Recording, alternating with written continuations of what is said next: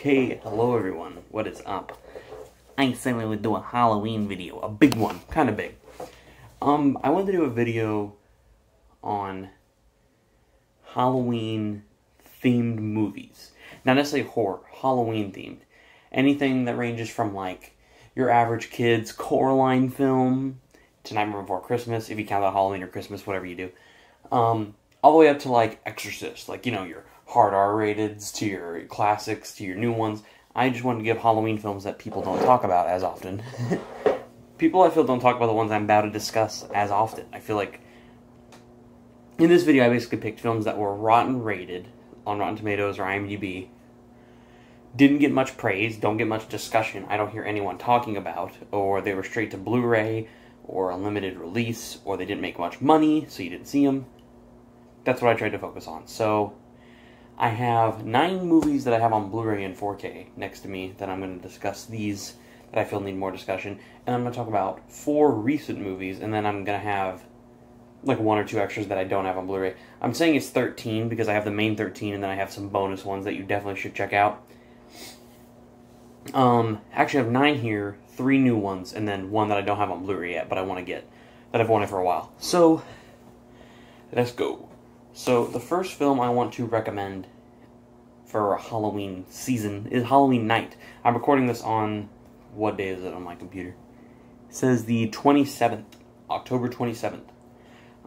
So I wanted to get movies that you could watch, that I could discuss, and just recommendations before Halloween hits, even though it is Halloween that I'm going to post this. But it'll be before nighttime, so you could probably pick like 1 or 2 to watch if you had any interest in any of these. But I think you should check them out. They're very fun. All the ones I picked, I made sure were at least fun, entertaining, or actually scary, or well done, and you just may have not seen it. So, doesn't mean every movie here got great reviews. The first one did, that I'm about to show, but I don't feel a lot of people talk about it. I feel that there's this movie from Leica Studios that everyone talks about, Coraline. Specifically Coraline. I like Coraline. I have a figure of Coraline. I have a figure of Coraline, a t-shirt of Coraline, and I have the Blu-ray of the new released ones. But if there's one I could recommend that I don't feel people talk about as much is ParaNorman. This came out in 2012? 11? I think it was 12. 2012 from Leica Studios, that's 3.5 years after Coraline came out or so. And it is less than Coraline being a horror fantasy sort of movie for more tweens and teenagers. This is definitely a teenager horror comedy. It is Coraline has comedy, but this is strictly like comedy. This is a horror comedy.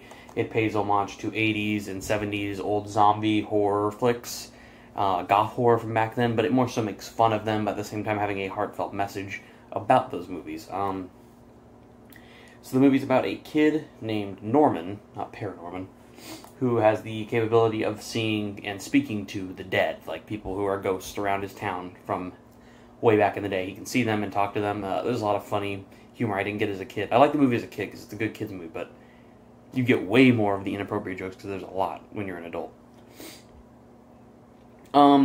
So basically, he is given from his uncle, who is a hobo, lives up on a hill in a creepy haunted house, who every year has to say this thing at the witch's grave. There's this witch who cursed the town, and he has to say this and read it from the book so the witch doesn't rise and bring the dead with her, and they all attack the town.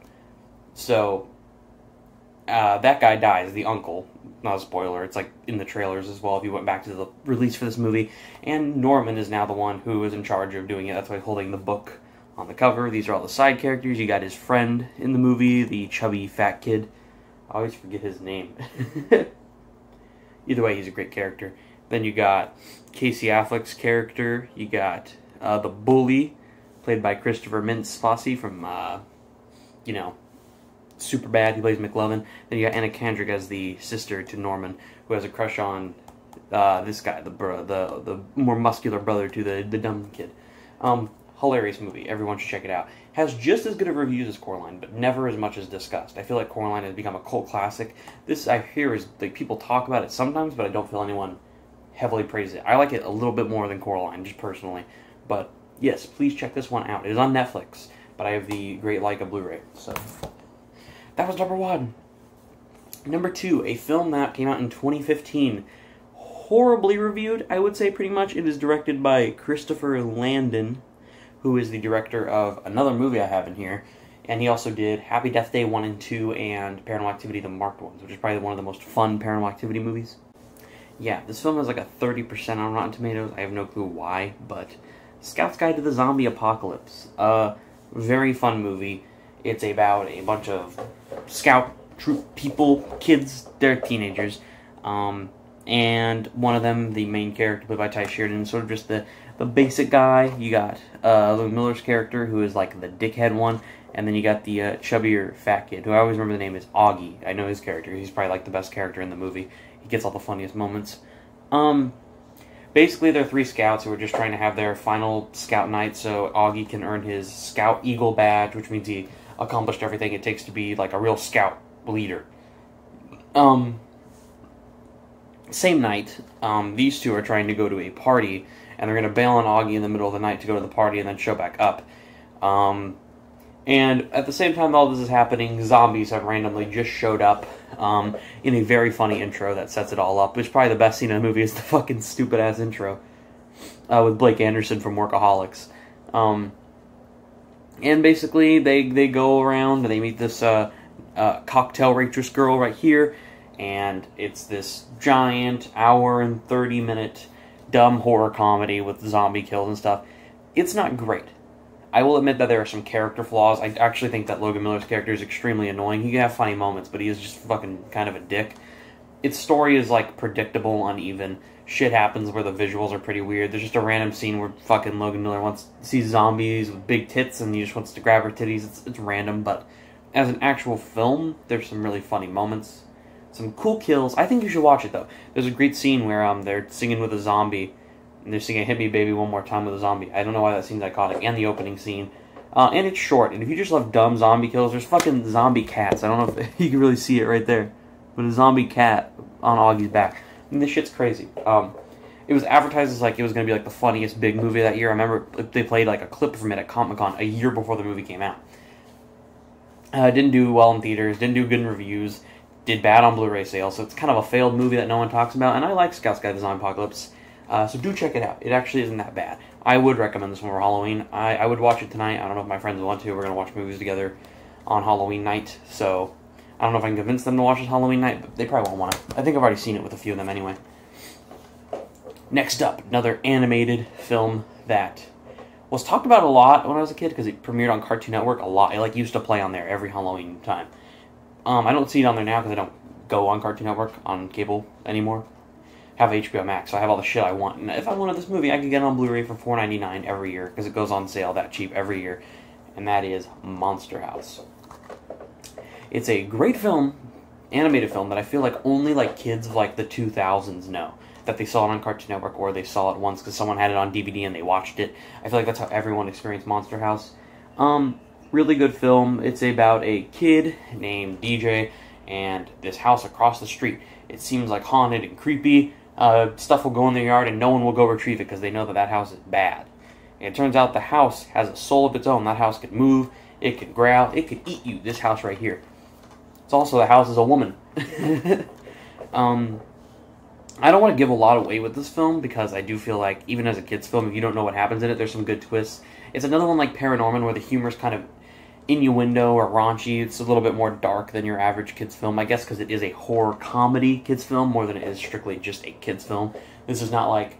I think Coraline is probably the deepest of those, like in terms of a kid's movie that's pretty dark, but ParaNorman has more inappropriate jokes, so does Monster House.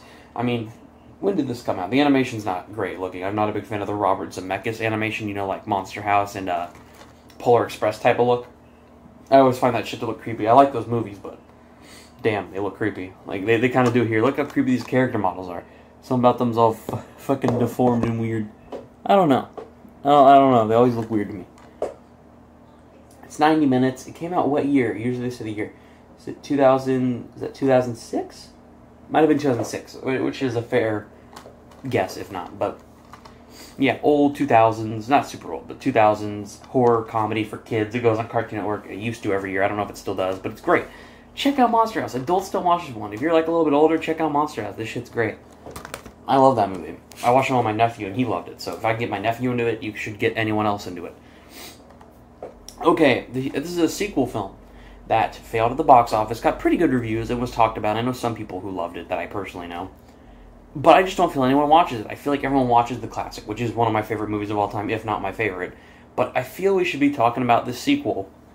Kind of sequel. It really is a sequel. And that is Stephen King's, aka Mike Flanagan's, Dr. Sleep.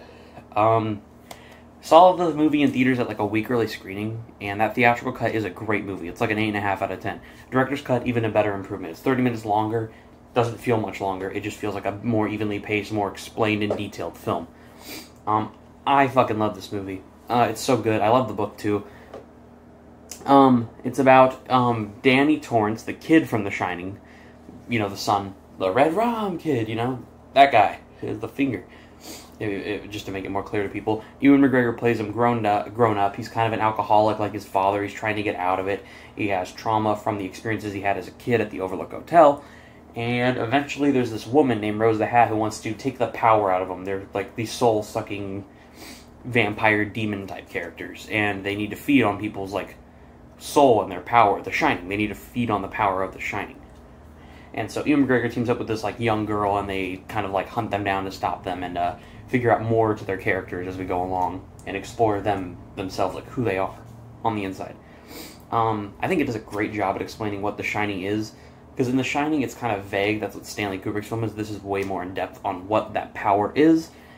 And if you were confused by The Shining, maybe watch this. It'll probably give you a good backup, and I think it's a great movie. Like, Mike Flanagan's so good. If you've seen The Haunting of Hill House and Bly Manor, same guy who did that. See, you'll like it. Alright, number 5. This is one of my favorites of all time. The Cabin in the Woods. It is greatly reviewed, and I don't think it failed at the box office. I just don't feel people talk about it, and it's so damn funny.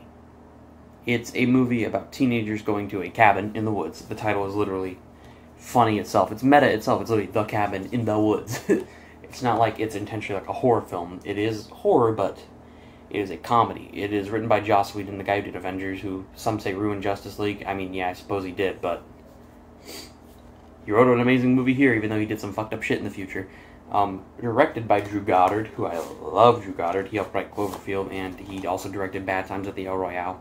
Another great movie. You could actually watch that for Halloween, too. I remember that came out around October in that year. So it's about 5 teenagers, college friends. You can tell they're all older than college people, whatever the fuck.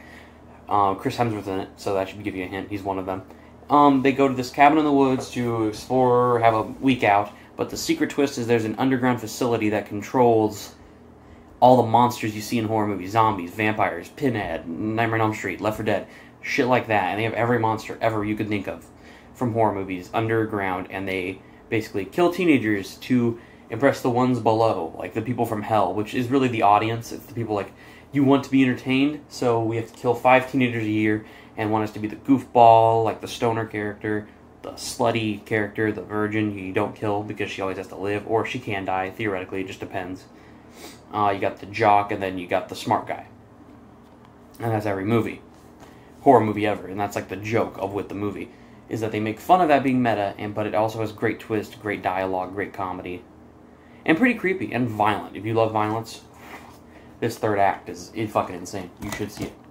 I would give that a 10 out of 10. It's a perfect movie. Alright, this is 3 movies right here, but I'm going to count them as 1. I think you should watch all 3 of these, and even the 4th one, and that is the Spoof movie franchise Scary Movie. I watched this movie 4 times this month. I watched this one twice. Saw this one once in part 4 once. We did not go to 5. Fuck 5. Horrendous, but I own it. Hate that movie, though. They're spoof movies. Full of iconic scenes. Every scene in Scary Movie 1 I could probably requote and remember every part of it because it's that memorable and good. Same for part 3. 2 is a bit mixed on me, but it's a fun watch. If you can pick up the set anywhere in stores for like 10 to 15 bucks, make this your Halloween night. I don't give a shit. Maybe you should watch Scream and like The Haunting and like The Ring and Signs to fully get these films immersed, but I don't have much to say about them. But if you know what Scary Movie is, you know what it is. You'll know if you'll love it or you know if you won't. For me, I watch them every year. These 2 are 10 out of 10 movies. This is like a 6 out of 10, but I still love them. They hold a dear place in my heart. Okay, this film is only from last year, And weirdly enough, no one fucking talks about it. Actually, maybe did this come out in 2020? Yeah, it did. I think it was supposed to come out early 2020. It got delayed a bit. Yes, this was a really good one. Same director, Christopher Landon, as Scout Sky Zombie Apocalypse, Happy Death Day 1 and 2. He did a film that I just don't think anybody fucking discusses, which is shameful. This is fun as hell. It's so fun they had to let you know that it is certified fresh on Rotten Tomatoes. If you haven't seen it, it's basically a Freaky Friday, but R-rated. So you know, Freaky Friday is about two people switching bodies. Instead of being a mother and daughter, it is instead a serial killer murderer played by Vince Vaughn switching bodies with a teenage, preppy, kind of not popular girl at her school played by Catherine Newton. And damn, is it funny. It is so funny. The first 30 minutes are pretty slow, but if you are a fan of kills, the kills are great in this movie. Especially the opening scene has some very violent, fucked up kills that I was just not expecting from a comedy like this. The kills are creative, the story is fast-paced. It probably is about an hour 40. Yeah, a little bit over an hour 40. It doesn't feel that long. It has two endings, kind of. It like ends and it keeps going. And that keep going ending actually really works for me. It's one of the rare ones where it's like, I'm glad they actually kept it going and didn't just end it on an abrupt scene. It works really well. Vince Vaughn. Is he as good as Jack Black in Jumanji? I'd say they're about equals, but he is really good at doing a teenage girl impression. Well, yeah, because he is the one. He becomes this character, so he's the one with his two friends, the gay friend and then the smart black friend. That's like their cliches, but they're also funny side characters. They work well enough, even though they should have more to do. It's fine. But he's great in it. He's also great when he has to be serious and be the serial killer. Catherine Newton's good as the teenage girl herself, because she just kind of plays like a nerdy version of herself. But when she gets to the aggressor role, she's not great. Again, the second act has like 20 or 30 minutes of the slow parts, and it starts pretty slow, but the kills are so good in the beginning that you don't really care. But overall, I'd still give it a 7.5 out of 10. I really do think this film should be watched. It has good reviews. I think it made a bit of money, but it came out during COVID in theaters, so it didn't make a lot. And if people talk about Happy Death Day a lot, I hear people still mention those films. Why is no one talking about Freaky? Freaky is fucking fun. It's freaky fun. Freaking fun? Freaky fun? Fuck it, whatever. I don't know what I'm saying. This was released kind of in 2019, kind of in 2020. It had a 2019 release. I think it played a lot of film festivals at the time. Didn't get a wide release until 2020. You could watch it at home. It was straight to Blu-ray. I saw a few theater screenings near me. I wish I saw this in the theater, because once I got the Blu-ray as like a random pickup, holy shit that I love it. I was amazed how much I loved it. And that is Joe Curie's Spree. I am going to refer to Joe Curie because he is the reason that this movie entirely works. You may know him as Steve from Stranger Things, or if you saw Free Guy recently, he plays arguably like the second main character. I feel like Guy in the game is like the third main character. I think the main characters are Jodie Comer and Joe Curie. Regardless of what you think, I think those are the main characters. We're not on that film though. Free Guy's fun. You can watch that whenever. But Spree is about a person named Kurt who has a YouTube channel called Kurt's World. He tries to brand it. He like has a Twitter, Instagram. He sells merch, but he only has like 8 subscribers. Like no one watches his channel. He gets no views, no likes. He gets less than I do. Kurt's that big. This bitch is that big of a loser. So he basically goes on this idea of doing a 24-hour big live stream called The Lesson, and in that he basically explains, here's how you murder people and get away with it online. And the thing is, because it's a YouTube thing, people think it's all fake, and he starts to get more popular as he goes, but then you find out he's actually just murdering people. Like, he's a fucking psychopath. And it's yet commanding and creepy, and yet so goddamn funny. He is so funny in this role. I mean, I could watch Joe Curie run over to a dickhead in the back of his fake Uber car. The Uber company is called Spree. That's why it's called Spree. It's like the rip-off Uber company in the movie. I could watch him run over to a drunk guy who's an asshole to women in the back of his car at the middle of a chemical plant while I'm a gummy bear. That song plays while he's murdering people. That shit's funny. And he's just so good in the role. He just has like no civil reaction. When people die, just be like, ah, interesting. Because he's just insane. Good twist. David Arquette's in the movie if you're a Scream fan. There's a comedian lady who I always forget. She's in a bunch of other shit. What's her name? I cannot find it on here. This lady right here. Sorry, I wish it would focus. This lady right here. She's really funny in it too. Great movie with great twists that I won't spoil. But if you want a fun murder spree movie with Steve from Stranger Things, you gotta hear. He's a great performance. I thought he was amazing in this. Only seen it twice, and I'd probably give it a 7.5 out of 10 as well as Freaky. Some pacing, and again, in the second act is very slow in this one. And finally, for my Blu-ray related ones, I'm going to show Another one of my favorites. One that is undermined because this director had 2 movies before it that were way bigger. You've heard of them, The Sixth Sense and Unbreakable, but I think my personal favorite, even if it's maybe not the best, is Signs. Parodying Scary Movie 3, which a lot of people my age have seen Scary Movie 3. I know a lot of teenagers watch dumb movies like that. But they haven't seen Signs. Simple is there's an alien crop circle that appears on this farmhouse, and there's creepy alien shit going on, but it's also a great psychological character study of a priest who used to be a priest, played by Mel Gibson, and his brother who lives on the farm with him, played by Joaquin Phoenix. And it's a great character study. Mel Gibson's wife was killed in a car accident. If you've seen Scary Movie 3, it's parodied very well. The joke, what is it? His wife gets hit by the car, and the guy who hit his wife with the car is like, "Tom, I need a ride home." It's like the best scene. It's so good. The alien scenes in this movie scare the shit out of me to this day. The score is iconic. The opening scene is amazing. It is electric. It is fast-paced. The twist in this movie is kind of hated about how the aliens could be stopped, but I don't really care. I think it actually fits in with what the story is setting up. Emotionally, I think it's a great drama, but also a very creepy and suspenseful film. But check this out. This is one you should check out this Halloween. I don't know why people just don't watch Signs. It's fucking amazing, and it scares the shit out of me every time I see it. Okay. The movie I don't have on Blu-ray, and I will pull up a photo of it just so you guys can see it, is a movie from 2012. It is a PG-13 Nickelodeon-produced movie, a Halloween comedy. It is not really horror, called Fun Size. This movie stars Victoria Justice from Victorious. I wish I had like a Blu-ray so I could hold it up. I feel more satisfied if I had the ability. And it's about a Halloween night. She has a crush on this one guy. They're going to a party. Victoria Justice has a crush on a guy, and they're going to this party. But on that night of Halloween, they're going to take their little kid, who's the young kid from Bad Grandpa, if you've seen that movie. And he is Spider-Man, dressed up as Spider-Man. He runs away from that group and goes on his own adventure, and the whole night is them trying to find him, and he gets into hijinks, which is the funnier part of the story. And Victoria Justice is trying to find him, and she gets these help from nerd characters, and her friend is like, you don't want to hang with the nerds, you want to have sex with the hot guy. And it's just a great Halloween movie. As much as it is only like an hour and 15 minutes, it is very funny and a great Halloween movie. I'll play a clip from the movie that's funny right here, just to show you what I mean.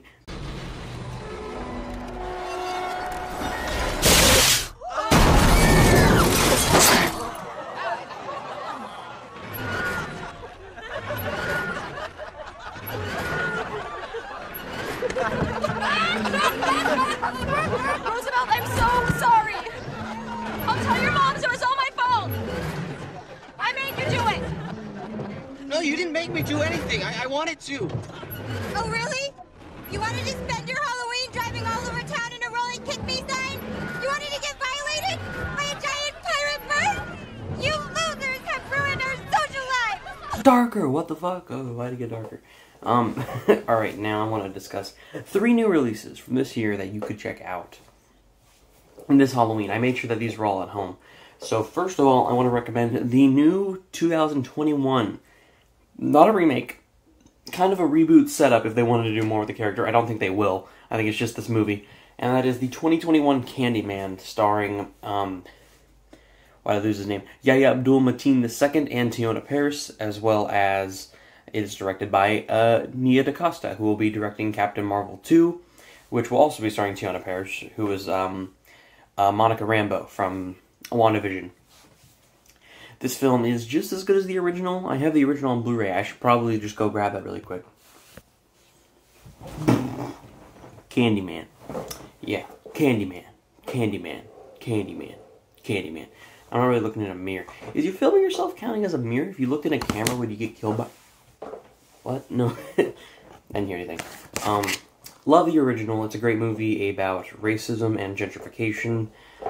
So does this one. This one takes on topics of that, except it's more not as metaphorical. It's a little bit more in your face. Let's add some light. It's a little bit more in your face. It's a bit more obvious than, like this film is, to be fair.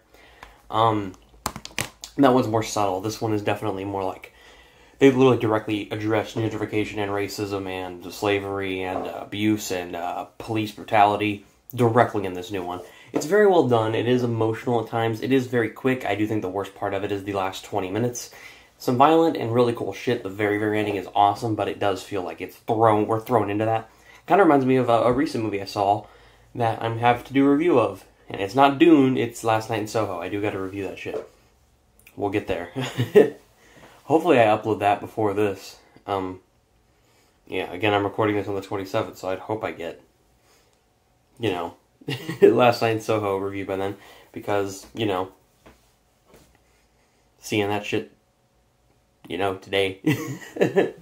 So, hopefully I get that review. I would hope so. I'm seeing it tonight. It's Wednesday right now. So, you know, Last Night in Soho. But we're on Candyman.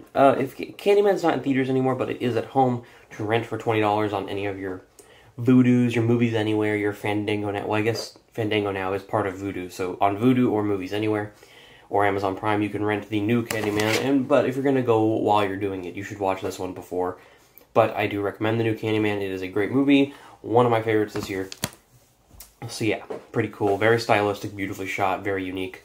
Can't wait to see what Nia DaCosta can do with a Captain Marvel 2, which is now called The Marvels, since it's going to have Miss Marvel, Monica Rambeau's Captain Marvel. I always forget her nickname of those characters, and of course Captain Marvel. Another movie I want to talk about is one that perfectly fits Halloween. It is a campy horror movie directed by James Wan, the director of The Conjuring 1 and 2. He did not do 3. As well as Insidious 1 and 2 and Saw, and that is Malignant. This is a film that came out this year that has been, people who have seen it, it has either made them absolutely hate the movie or absolutely adore the movie. I adore the shit out of this movie. It is fucking awesome. Very unique. It's my favorite horror probably this year that I could think. Well, actually, no. There's a new one. I was just talking about it again. But besides that one, this was my favorite horror movie this year. It is kind of horror, kind of an action, campy comedy, sci-fi thriller. It's so fucking weird. I don't want to spoil it, because this is a movie that if I even go into detail about anything in the story, I feel like that would ruin it. See it for yourself. Get past the first hour. If you're not into the first hour, I guarantee you maybe those last 40 fucking minutes will blow your mind. Regardless, I like the whole movie, but I do think that the best parts are the third act, which is what you granted. You've basically watched an alright, pretty solid horror movie that you find some weird elements, some campy elements, to get to, holy fucking shit, what is that? So I do recommend it. I own all the James Wan movies, and when that one gets a release on Blu-ray, I will get it. I'm sad it's not getting a 4K, I just heard, but I'll get the Blu-ray, regardless, because I loved it that much. And finally, it's Halloween. You're going to watch Halloween. You're going to watch Halloween 2. You're going to watch Halloween 3. You're going to watch Halloween 2018. You might watch H20. Watch Halloween Kills. This is my second favorite Halloween movie now. I have seen it twice, and I do think that it is better than people have given it credit for. You can go watch my Halloween reviews. I say there are elements I don't like, but I still enjoyed it even more than the 2018 one, which is pretty fucking insane. I found the kills to be great. It is very fast-paced. It has a unique concept that I like to follow and I think works for a Halloween movie. Halloween 2018, while I like that movie, at times it gets too goofy. It does not feel always like a Halloween movie. I hate the twist with the doctor in it. I forget his name. The new Dr. Loomis. But Halloween 2018, good movie. You should still watch it. But Halloween Kills, yeah, I really liked it. I had a lot of fun with it. I feel it's the final recommendation I can say. And with that being said, that's all I wanted to recommend. I just wanted people to see films they probably aren't going to watch this Halloween. Everyone's either going out trick-or-treating, going to a Halloween party, but if you are going to watch movies like me, see these. Watch some of the more obscure ones. Don't jump into that Halloween. I mean, you should watch Halloween, I guess. But don't watch, like, Exorcist or Nightmare on Elm Street or Friday the 13th. Don't watch the cliche ones you could watch every year. Pick something new. I always think when you're doing Halloween, the most fun you'll have is with something new. I'm not really picking anything new. I'm picking, like, the smaller shit that I like, but I always pick one or two, usually, that I watch throughout the month that are, like, really new, and I really end up enjoying them. This past year, I watched The Exorcist 3, had never seen, really liked it, and this old 1940s horror movie I have on Criterion called The Uninvited, really like that as well. I still need to check out Cat People and Eyes Without a Face, because I have those two now as well. And that's pretty much it for this video. Sorry if it was quiet, but, yeah. How do I outro this? Don't have a big one. I guess I could just say, get ready for a review for Dune and Last Night in Soho. Two movies that already, spoiler, I loved. So, You're going to want to hear my thoughts on those. And not even a full week, like literally like 5 days from now. 4 days? 4 days from now? The Eternals. Lowest rated MCU movie. Let's see what that can do. I'm saying 4 days because, well, no, wait. Halloween is Sunday. Monday, Tuesday, Wednesday, Thursday. Yeah, it is 4 days from Halloween. 8 days for me where I am right now, but so I gotta wait longer here. Fuck. But yeah, 4 days from Halloween, The Eternals will be out, and you'll get a review of that. I promise on that night, because I don't think I have work or school on that Friday. Yeah, I don't think so. So that's gonna be good. Yeah, Eternals review. Maybe I'll get my friend to review with me because that's the only movie we should be going to go see, unless he wants to see another movie like Antlers last night. So I need to see Antlers later this week, or I'll see Antlers later on down the line. But yeah, check out some of these Halloween movies. See some of the new ones. You can rent them. Halloween Kills is on Peacock if you have that streaming service, and HBO Max had Malignant, but I think now you can rent Malignant. If not, then find it in an obscure theater somewhere, because you should see Malignant. Please, if that's a horror movie, out of all the ones I said, as much as I want people to see Dr. Sleep and Fun Size and ParaNorman again, see Malignant. And have a great, happy Halloween. Blah. I don't have a costume. Maybe I should go as like a Deadpool fan, like a fan of Deadpool. I got my Deadpool shirt. I think I have a hat. And I have socks. I got figure. Got do I have a wallet? I do have my wallet. It's still in my dresser over here. A Deadpool wallet. It's pretty funny. Yeah, that'll be my costume now. I'll post that on Halloween on my Instagram. That'd be stupid. Deadpool fan. I'm a Deadpool fan, I guess, a little bit, but I just have a lot of Deadpool shit because it looks cool. Goodbye.